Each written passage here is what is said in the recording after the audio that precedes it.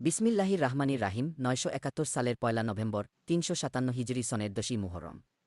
সেদিন মানবেতিহাসে সূচিত হল এক নতুন অধ্যায়। জন্ম নিল এমন এক কালজয়ী মহাপুরুষ, যার নাম শুনলে হাজার বছর পরে আজও মূর্তিপূজারী হিন্দুদের গা কাটা দেয়, কলজে কেঁপে ওঠে। সেই মহাপুরুষের নাম সুলতান মাহমুদ গগনবী। ইতিহাসে যিনি আখ্যা পেয়েছেন মূর্তি সংহারক নামে।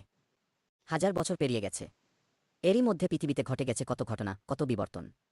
কত রাজা মহারাজা দুঃশাসন সুশাসন দেখেছে প্রাচ্য এশিয়ার জমিন। এখানকার মাটিতে কত বনি আদমের খুন মিশে আছে তার ইয়ত্তা নেই।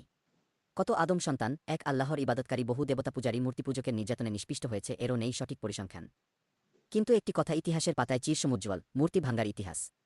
পৌত্তলিকদের মনগড়া দেবদেবীর মিথ্যা স্বর্গ ভেঙে চুরে মহাজগতের সত্য ও প্রকৃত স্রষ্টা মহান আল্লাহর প্রভুত্ব প্রতিষ্ঠার। একবার দুবার নয়, পরাজয়পরাভবকে দুপায়ে দলে ১৭ বার ভারতের মূর্তিপূজারী পৌত্তলিক প্রভুদের সৃষ্ট সাম্রাজ্য খান খান করে ধুলায় মিশিয়ে দেয়ার ইতিহাস। সেই কালজয়ী ইতিহাসেরই জনক সুলতান মাহমুদ ইতিহাসের এক জীবন্ত কিংবদন্তি। এখনও জীবন্ত তার কর্মকীর্তি। বেঈমানদের কাছে মাহমুদ গয়ানবী হিংস্র, সন্ত্রাসী, খুনি, অত্যাচারী, কিন্তু মুসলমানদের কাছে সুলতান মাহমুদ মর্দে মুজাহিদ,